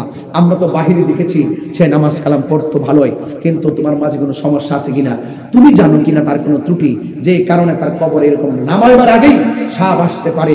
এই যখন অবস্থা, তখন ওই স্ত্রীর কাছে যাওয়ার জন্য তারা সিদ্ধান্ত নিল। একটা কথা মনে রাখবেন, স্ত্রী যদি বলে আমার স্বামীটা বড় ভালো ছিল, আমার রাসূল বলেন আমার আল্লাহ তার স্বামীর কবরটাকে জান্নাত বানায় দেয়। আবার স্ত্রী যদি মারা যায়, স্বামী যদি বলে আমার স্ত্রীটা অনেক ভালো ছিল, তাহলে ওই স্ত্রীটার কবরটাকে আল্লাহ পাক জান্নাত বানায় দেয়। জোরে কন্যা সুবহানাল্লাহ। তো এই মানুষে, ওই গ্রামের মানুষগুলো তারা চলে গেছে স্ত্রীর কাছে জানার জন্য, কি গো তুমি তো তোমার স্বামীর সাথে ঘর সংসার করেছো, আমরা তো দেখেছি সে নামাজ কালাম পড়তো, কিন্তু তোমার স্বামীর কোনো ত্রুটি দেখি নাই, তুমি কোনো ত্রুটি জানো কিনা যেই কারণে তোমার স্বামীকে কবর দেওয়ার আগেই কবরের ভিতরে সাপ নামতে পারে? তখন স্ত্রী বলছে, হ্যাঁ আমি জানি আমার স্বামীর একটা ত্রুটি ছিল। হ্যাঁ হ্যাঁ, বলো কি ত্রুটি ছিল? আমার স্বামী ব্যবসা করত, ওজন দিয়ে মাল মাপতো, কিন্তু আমার স্বামী ওই ওজনের মালের সাথে কিছু পাথর মিশাইয়া ওজন বাড়াইয়া ফাঁকি দিয়ে টাকা ইনকাম করত। আমার মনে হয় এই কারণে সে দুনিয়াতে মানুষকে ফাঁকি দিয়ে গেছে, আর কবরের ভিতরে আল্লাহ পাক তার শাস্তির ব্যবস্থা করাই দিছে। এটাই হতে পারে আমার স্বামীর দোষ, এছাড়া আমি কোনো দোষ দেখি নাই। এখন প্রশ্ন হলো, মানুষ বলবে তোমাকে ভালো, মানুষ বলবে তোমার নামাজি, মানুষ বলবে তুমি আল্লাহওয়ালা, তোমার অন্তর খবর কেউ জানে না, একজন জানে, জবান খুলে কোন, তিনি কে? তাই প্রকাশ্য গুনাহ করলো, গোপনে গুনাহ করলো, দেখে কিনা বলেন? এই জন্য আল্লাহর হাবিব বলছেন, হাসরের মাঠে 7 শ্রেণীর মানুষ আরশে আজিমের নিচে ছায়া পাবে। জোরে কোন কয় শ্রেণী? ওয়াজ তো একটু বাইরে যাবে, অসুবিধা হইব, একটু বাড়লে অসুবিধা হইব, তাই একটা জায়গা ঢুকাই দিলাম এখানে, এটা বোঝার জন্য বলছে। দুনিয়া থেকে এটা ব্যাত করে যেতে হবে, নাইলে আপনি উপায় হবে না। আল্লাহর হাবিব বলছেন, হাসরের মাঠে মানুষ কেউ গিরা পানিতে সাঁতার কাটবে, কেউ হাঁটু পানিতে সাঁতার কাটবে, কেউ কোমর পানিতে সাঁতার কাটবে, কেউ বুক পানিতে সাঁতার কাটবে, কেউ গলা পানিতে সাঁতার কাটবে, কেউ মাথা উড়াইলে পানিতে সাঁতার কাটবে। এই পানিগুলো কিন্তু বন্যার পানি না। গত কয়েকদিন আগে সাতকানিয়া বন্যা হলো, কয়েকদিন আগে চন্দনায় চক্রিয়া, সরি না, আরেকটা আছে,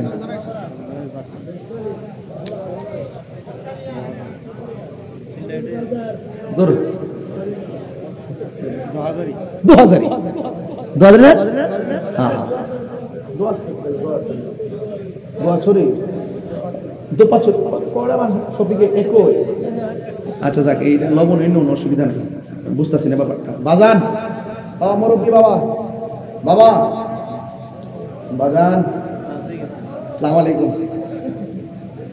আচ্ছা, আবার আইব। হ্যাঁ, আবার মুরব্বীরা সম্মান করবেন, মুরব্বীরা হলে বড় সৌন্দর্য। কথা বলেন ঠিক না বে ঠিক? আমি ফাঁকে একটা সালাকি করে সালাম দিয়ে দিলাম, বাজারে উত্তর লয়ে লইছে, ফাঁকে আমরা কাম করে ফেলাইছি, আপনারা হাসি মারছেন। হ্যাঁ, লাভ নাই, লাভ নাই। সালাম দিছে, আসসালামু আলাইকুম।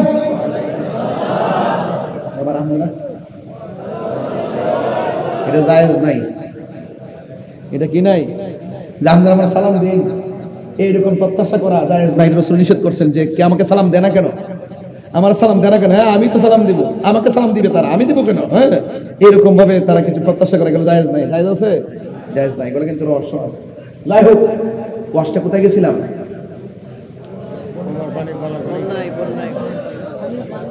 আমি কি আসছিলাম? আমি কি বন্যায় কিছু হালকা একটু পাশে দাঁড়াইতে আসছিলাম? আমি রাস্তা চিনি না, দিকে ভেসতে গেছে, তো সামনে আবার আসবো ইনশাল্লাহ। বিপদ যেখানে হবে আগায় যাবেন। আজকে তাদের বন্যা, কালকে আপনারও হতে পারে। কথা বলেন ঠিক না বেটি? আমি চেষ্টা করি, যতটুকু আমার সামর্থ্য দিচ্ছে আমি চেষ্টা করি। ওই গজলটা একটা গান আছে না, কেমন গান? ও নদী রে তুই ভাঙলে আমার ঘর, তোর কিনারে থাকতাম তুই করলে আমায় পর। ও নদী রে তুই ভাঙলে আমার ঘর, তোর কিনারে থাকতাম তুই করলে আমায় পর। সকালে বিকাল সাজে তোর কিনারে বসে, সকালে দুপুর মাঝে তোর কিনারে বসে করতাম কত গুণগান তোর। বাংলে আমার ঘর তুই করলে আমায় পর। এটা মজা লাগতো না তো? যার বাড়িটা ভেসে যায় সে জানে, যার গরুটা চোখের সামনে পানিতে ভেসে যায় সে জানে। আর কথা বলেন না কেন? ঠিক কি বলেন? মানুষের পাশে থাকবেন সব সময়। আজকে তার বন্যা, কালকে আপনারও হতে পারে। কথা বলেন ঠিক কি বলেন? আমি সতর্ক করে দিচ্ছি আপনাদেরকে, আগায় যাবেন। লোক দেখানোর জন্য আমরা আসি না, যতটুকু তৌফিক দিছে পাশে দাঁড়াই। অনেক কষ্ট করি সুন্নিয়তের জন্য। অনেক মানুষ আমাদেরকে বিভিন্নভাবে সময় আসলে প্রতিবাদে মাঠে না থাকলে তারা বলে যে আমরা জিরাফি খাওয়াই না, সুন্নি মাঠে নাই। আল্লাহর রহমতে এই সুযোগ আর তাদের এখন নাই। কথা বলেন ঠিক কিনা বলেন? যাক ভাইরা আমার, আমরা কাউকে দেখানোর জন্য আন্দোলন করব না, আমরা একমাত্র আল্লাহ সন্তুষ্টির জন্য কথা বলবো। কথা বলেন ঠিক কিনা? ইজ্জতের মালিক কে? আরো জোরে, ইজ্জতের মালিক কে? মাশাআল্লাহ। পিছনে কি মানুষ দাঁড়িয়ে রয়েছে নাকি? ওইগুলা কি? ওইগুলো যদি আচ্ছা ঠিক আছে, মাশাআল্লাহ। ওরা কিন্তু অনেক কষ্ট করেছে না? প্রায় 15-2 ঘন্টা পর্যন্ত দাঁড়াই রয়েছে। মারহাবা গণ, আরো দাঁড়াই থাকেন, একটু জিকির হবে ইনশাআল্লাহ। আজকে আজকে কি জিকির হবে ইনশাআল্লাহ? না, অনেকে মন্দ বলে এগুলা চলবে না বাবারে, আমি আর এগুলা তো নাই। এবার আমির বান্ডার দরবার শরীফে আসছিলাম আমি, মাগরিবের পরে খেলা হয়েছিল, এটা কি ফুটবল খেলা না প্রেমের খেলা? তানহাটকে আজকে প্রেমের খেলা চলছে ইনশাআল্লাহ। সকালবেলা যদি কেউ বলে মন্দ বলে আপনারা কি জবাব দিতে পারবেন ইনশাআল্লাহ? ফেসবুকে কেউ যদি আমাকে গালি দেয় আপনারা উত্তর দিবেন আসসালামু আলাইকুম, ঠিক আছে কিনা বলেন? আজকে আমার গালি দিচ্ছে, আমি 2-3টা রিপ্লাই করছি আসসালামু আলাইকুম, মারহাবা গন। আমি রাগকে ভিতরে রাখি, আমি আমার জবাব আমি আমার সিস্টেমে দিয়ে দেই, ওরা সিস্টেমে পেয়ে যায়। কথা বলেন ঠিক না ঠিক? তবে আমি বলছিলাম কোথায় যেন গেছিলাম দাদা, দুবাসরি শেষ, পানি গেছে, পানি শেষ, ওই যে কিয়ামতের ময়দানে আলেম ওলামা থাকলে কাজে লাগেনি পাশে। কিয়ামতের ময়দানে কয় শ্রেণীর মানুষকে আল্লাহ পাক আরশে আজিমের নিচে ছায়া দিবে? আরো জোরে বলুন। 1 নম্বর যারা ন্যায় বিচারক, 1 নম্বর কে? 2 নম্বর যারা দানশীল, যারা কি দানশীল। আর 3 নম্বর আছে যারা মসজিদের প্রতি দিবানা, জিকিরের প্রতি ফানা, ইবাদতের প্রতি দুর্বল, ভাত না খেয়ে থাকতে পারে, এক ওয়াক্ত নামাজ ছুটতে গেলে পাগলের মতো হয়ে যায়। এমন কিছু মানুষের জন্য আল্লাহ পাক আরশে আজিমের নিচে ছায়া দিবে, যেরকম সুবহানাল্লাহ। এরপরে আরেকটা শ্রেণী হলো যারা আল্লাহর ভয়ে পাপ কাজ করতে গিয়েও পাপটা করে না, অথচ তার সামনে কোনো মানুষ নাই, কেউ দেখবে না, তারপরে কয় কেউ তো দেখে না আমাকে, একজন দেখে তিনি কে? মনে করেন যে মদের বোতল হাতে লইছে এইভাবে খুলছি, ডাইনেও মানুষ নাই, বামেও মানুষ নাই, সামনে কেউ নাই, পিছনেও, এখন খাইলে কেউ দেখবো না, মাইরা আল্লাহ। এরপরে শোনেন কথাটা কইয়া মানে গেছ কইয়ার একটু পানি দে, নীল শার্টটারে পানি দিয়ে চাইছিল, খা মারহাবা জোরে কর না কেন? আবার ঠান্ডা হয়ে গেছে, 3বার ঠান্ডা হয়ে গেছে না, 3বার ঠান্ডা হয়েছে, খাইতে মন থাকে না, মারহাবা জোরে কর। তা আমার কথা কি আপনারা বেজার হইতেছেন? বাজার ব্যবসায়ীরা মনোযোগ দিয়ে আওয়াজ শুনেন, মনোযোগ দিয়ে আওয়াজ শুনেন, ব্যবসায়ী আওয়াজ কিনতে করতেছি আজকে, রাস্তার মোড় থেকে শুনে আসছি এই মাইকের আওয়াজ, এই আওয়াজে একটা মেসেজ দিচ্ছি। এখন স্ত্রীকে জিজ্ঞাসা করে তোমার স্বামীর এমন কি অপরাধ যেই অপরাধের কারণে কবরে দেওয়ার আগে সাপ চলে এসেছে, তুমি কি জানো?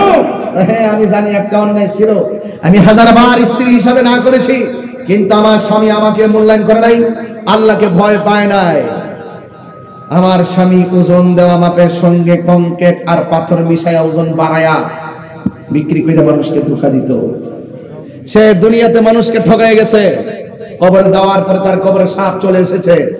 আমার প্রশ্ন হলো যুবক ভাইয়ের, আমার অনেকে দেখবেন ব্যবসায়ীরা পাল্লা আলগি দিয়ে আঙ্গুলটা এমনি টানে, এমনি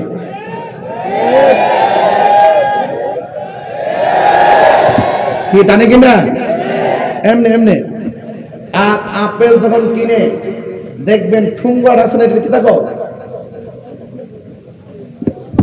যেটার মধ্যে লিখে থাকো,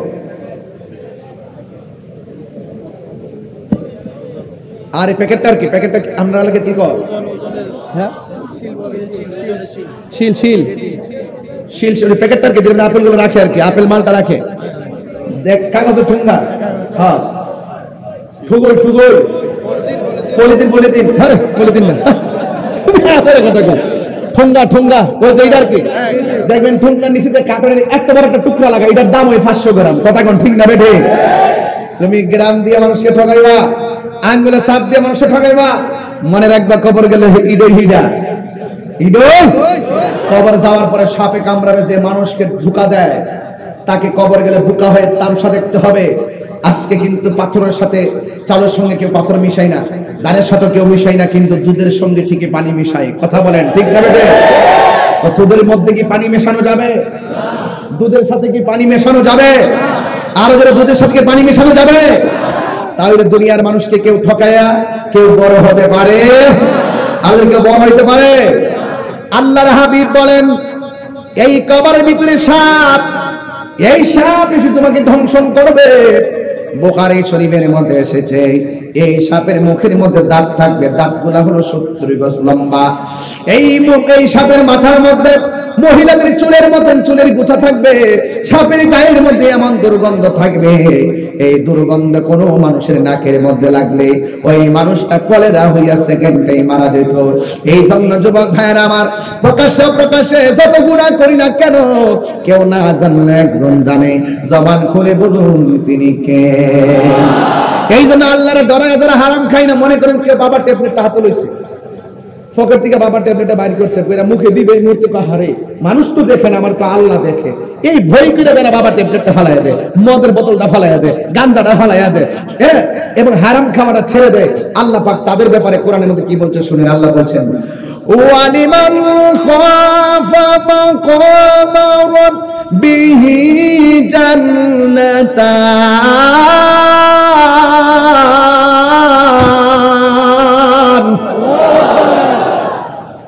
যারা আল্লাহকে ভয় করে পাপ কাজ ছেড়ে দেয়, এদের জন্য জান্নাত কয়টা? দুইটা। জান্নাত কয়টা?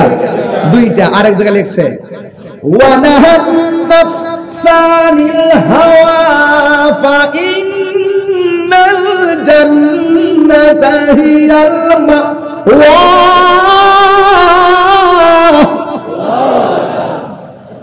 যারা আল্লাহকে ভয় করে পাপ কাজ ছেড়ে দেয়, এদের জন্য জান্নাত আছে না নাই? এই জন্য যুবক ভাই আপনাকে বলতে চাই, এখন আওয়াজ করে বলুন, হারাম চলবে না হালাল চলবে? গাঞ্জা না, গাঞ্জা ওই টুট করছে না, গাঞ্জা গাঞ্জা কথা বলো, গাঞ্জা না কোন না বেড়া, গাঞ্জা, মদ, ফেন্সি, ইয়াবা, ডেন্ডি, সুদ। সুদ কি আছে? কিছু সুদ কি আছে? ওরা তো অনেক পাওয়ারফুল, কিছু বলবো তাদেরকে একটু বাপ ডাকাবো? সুদ খাওয়া কি হালাল না হারাম? মোল্লার কথা না আল্লাহর কথা? যে ব্যক্তি সুদ খায় তার 70টা গুনাহ, এর মধ্যে সর্বনিম্ন গুনাহ হলো নিজের মায়ের সঙ্গে জিনা করা। এরপর কি আপনি সুদ খাবেন ভাই? যদি হালাল খান, সুদের টাকা দিয়ে পোলাও কুরমা খাওয়ার দরকার নাই।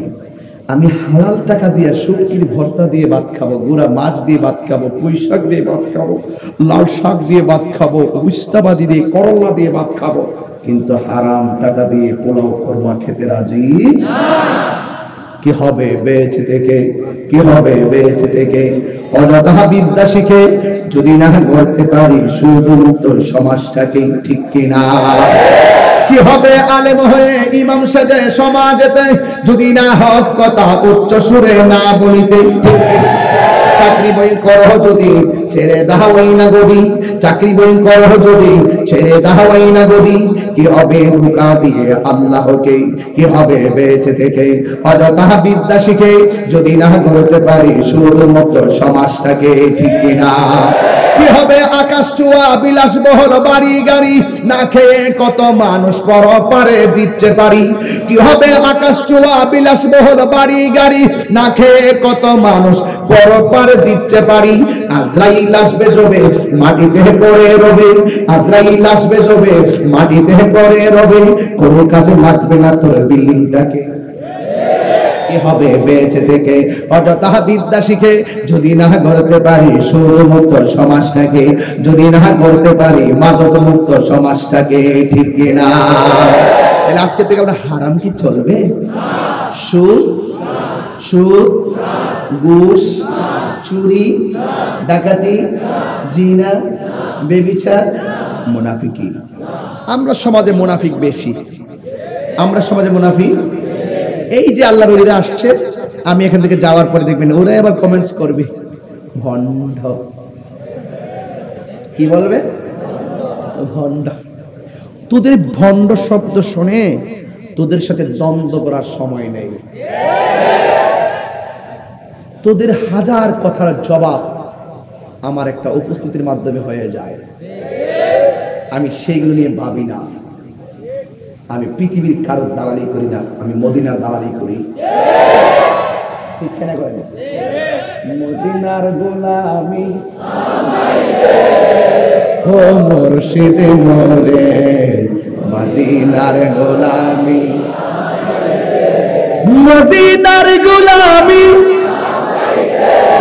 ও মুর্শিদ মোরে। শান্তি লাগেনি? গাই না তো দুঃখে গাই না, আমি যেই সুন্দর সুন্দর শান পারি গাই না, এগুলি কাইটটা নিয়ে বাজনা দিয়ে সাইরা দেয়।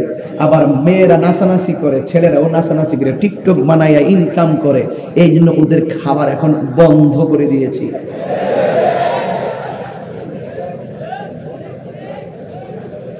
কাতারে যাওয়ার পরে এই যে ব্লেজারটা দেখতেছেন, কাতারের একটা আভিজাত্য দোকান, এটা নাম হলো top one uniform. Top one uniform বাঙালি চিরস্তিটা 10 বছর ছিল না, চিনো না তুমি? তো আমি যে হোটেলে ছিলাম এটা দা ভিক্টরি হোটেল। এটা হলো বর্তমান যুবলীগের খুব ভালো কেন্দ্রে পুষ্টি আছেন, তার নাম হলো এম সাইফুল আলম ভাই। যাই মাত্র শুনেছেন আমি কাতার গিয়েছি, তিনি বলছে কোনো বাসায় থাকবেন না, ওই যে আলহাজ সালম ভাইয়ের বাসায় সবকিছু ওকে, বিশাল বড় অট্টালিকার মতো, বলছে আপনি আমার হোটেলে থাকবেন।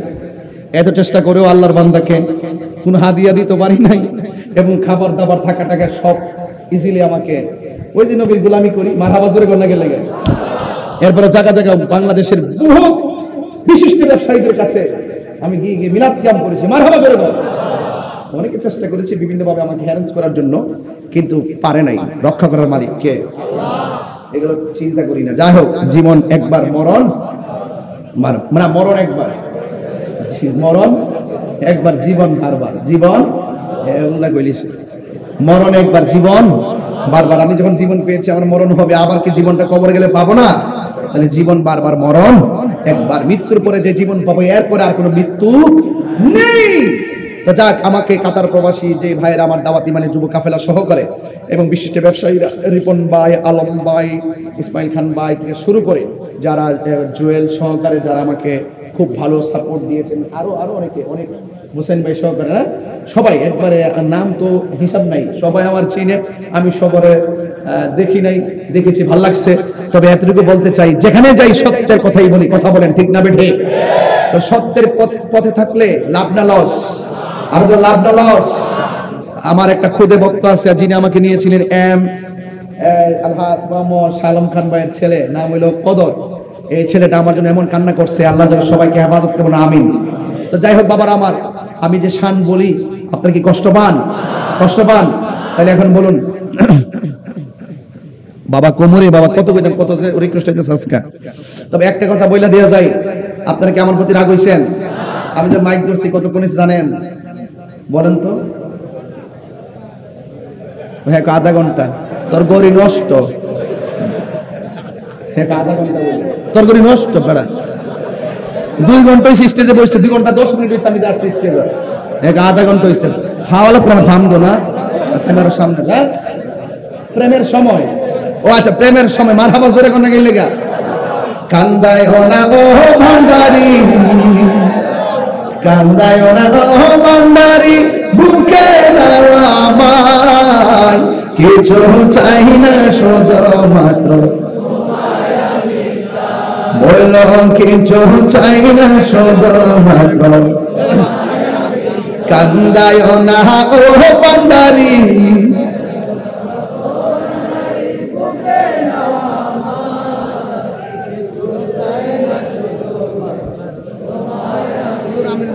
আমি যখন কাতারে গিয়েছি, টান মারলে যে রিয়াল চলে আসে, জানে মালে মোহাম্মত দেখানো শুরু করলো। মারহাবা জোরে গল। বাসা থেকে আর রাহস না বাবা, আরে ওই আইছে, আরে ফাগলারা দে, হাদিয়াটা লাগাই দে, ফাগলারা দে, দিয়ে দাও, দাও দাদা 500 দে, মারহাবা দে দে, মাশাআল্লাহ, মারহাবা গন। আরে হাতটা দিতে দেখে না গো, মাশাআল্লাহ মাশাআল্লাহ, দে দে দে, যেমনি আইছে এমনি যাক, মারহাবা গন, মারহাবা গন। বাবার আইসে ওই একবার ইয়াতাসের মোটিয়েতে একবার দেখা হয়েছিল না? ওই সময় কি বেচছিল? ওই সময় বাদাম মনে বেচছিল নাকি এগুলোই? পপকর্ন আসছিলাম এই ভান্ডারে না। মারহাবা, আল্লাহ তাআলা হায়াত দারাজ করুক, আমিন কোন। তাইলে তুমি যদি সাউন্ড তুমি যদি আমার হও দিব উপহার দয়াল জীবনটাই আমার তুমি যদি আমার হও দিব উপহার দয়াল জীবনটাই আমার তুমি বললে চলে যাব তুমি বললে চলে যাব যেতাই সে তাই কিছু চাই না শুধু তোমায় আমি চাই কিছু চাই না শুধু তোমায় আমি চাই কান্দায় না ও বন্দারি বুকে দেওয়া মায় কান্দায় না ও বন্দারি বুকে দেওয়া মায় কিছু চাই না শুধু তোমায় আমি চাই বন্দি কিছু চাই না শুধু তোমায় আমি চাই না আমি ধনের পাহাড় ববের সরদারি দয়াল বান্ধারি ঠিক না চাই না আমি ধনের পাহাড় ববের সরদারি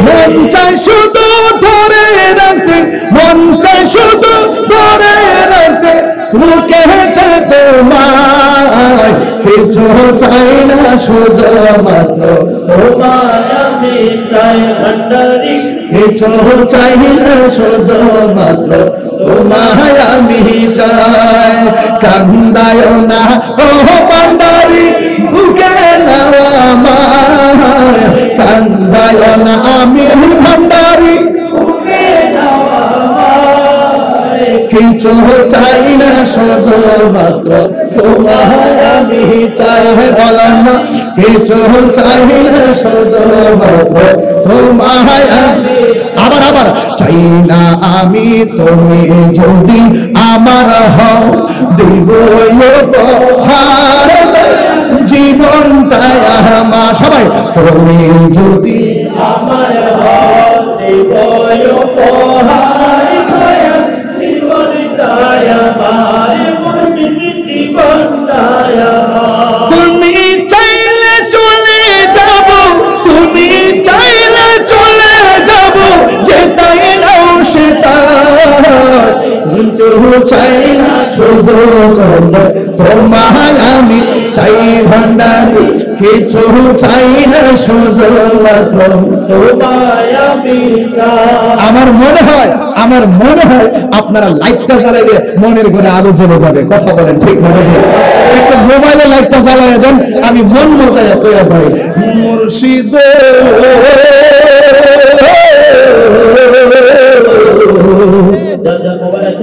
ফ্ল্যাশ লাইট জ্বালাই দেন একটু আমারটা সাউন্ড একটু করে দিও এবার বলেন মুর্শিদ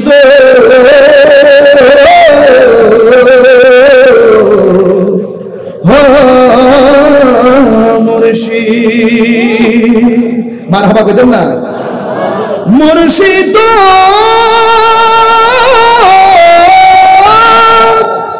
ও মুর্শিদ দয়া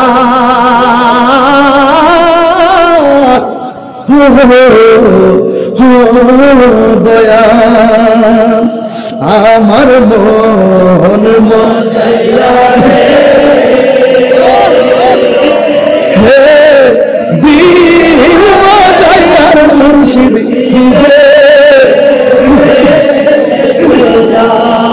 আমার মন মজাইয়া রে বীর মজাইয়ার মুর্শিদ মুর্শিদ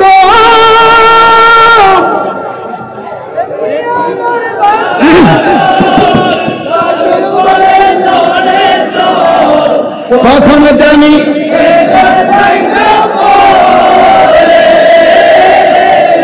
কখনো জানি আহবের নেওয়ারি রে কাঁচা বাঁশের বেড়া রে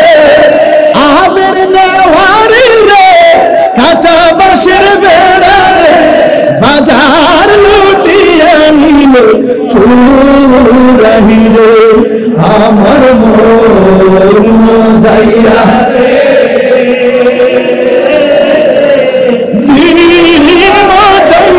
মুর্শিদ দেশে যা আমার মন যাইয়া রে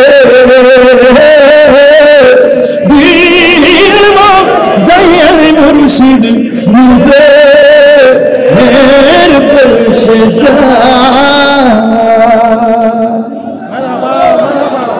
সবাই কি খুশি না বেজা?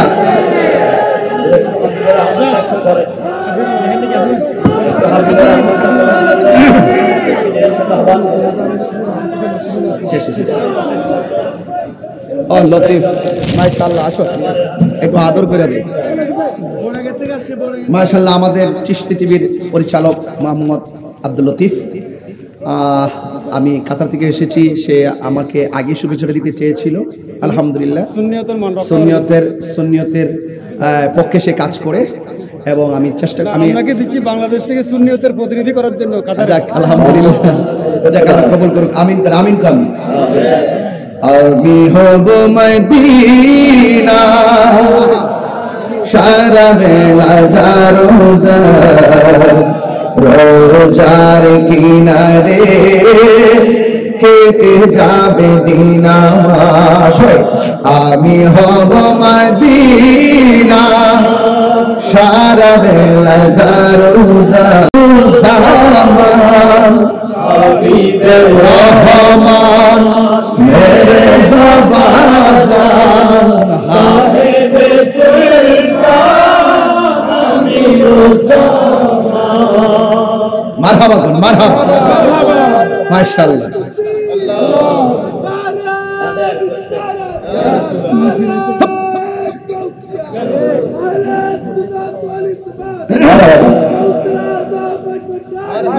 মারহাবা মারহাবা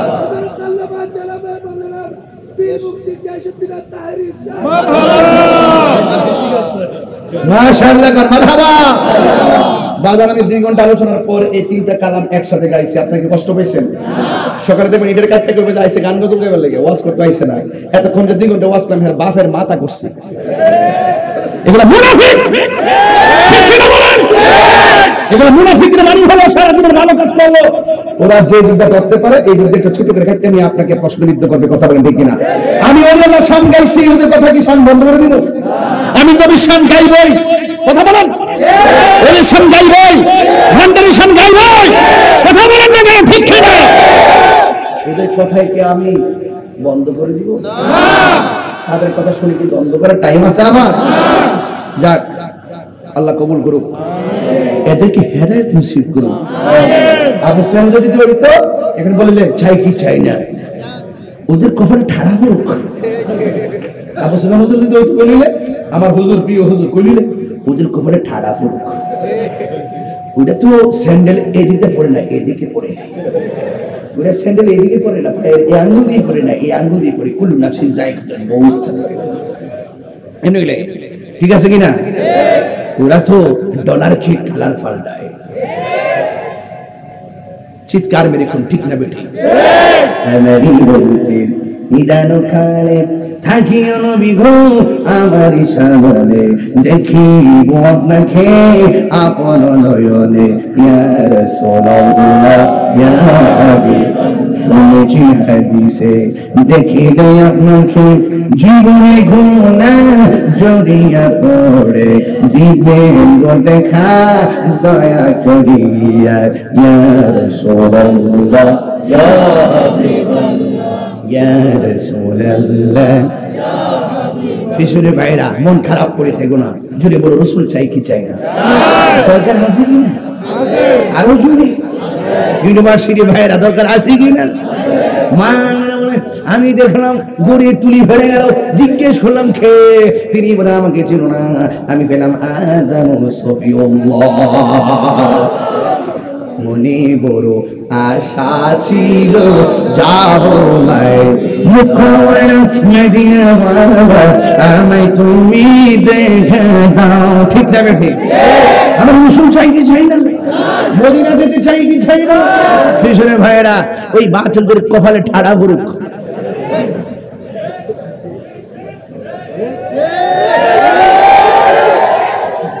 এখন আমার বাবা আবু সুফিয়ান মাঠটা কাঁপাইতেছে, কথা কোন ঠিক কিনা? একটা স্কলার, একটা মুফাসসির, কথা কোন ঠিক কিনা? যে যাই বলুক দেশে বিদেশে দেখে আসছি তো এখনো নামের ক্যাসেট বাজে, কথা কোন ঠিক কিনা? বাবা কিও ও প্রথমবার হুজুর আসছিল, আবার আনবে আমার সাথে আবার আনবে হুজুরে, কারণ আগের উলামায়ে কেরাম যারা মাঠে ছিল তাদেরকে বারবার বরকতের জন্য হলে মাহফিলে রাখবেন, কথা বলেন ঠিক কিনা বলেন? আল্লামা আবুল কাসেম নূরী হুজুর সারা বিশ্বে সুরের প্রেমের মাতোয়ারা বানাইছে, কথা বলেন ঠিক না? এগুলোকে ভোলা যাবে? এগুলা ভোলা যাবে? আল্লামা আব্দুল মান্নান জিহাদি শেখ ওই আমাদের অঞ্চলে গিয়ে 27টা কূপ আছে গায়ের মধ্যে, আল্লামা আকবর রেজভী হুজুর মাদ্দাজ রহমাতুল্লাহ আলাইহি কূপ খাইছে, মাইর খাইছে, শেরে বাংলা রহমাতুল্লাহ আলাইহি মাইর খাইছে, কথা বলেন ঠিক কিনা বলেন?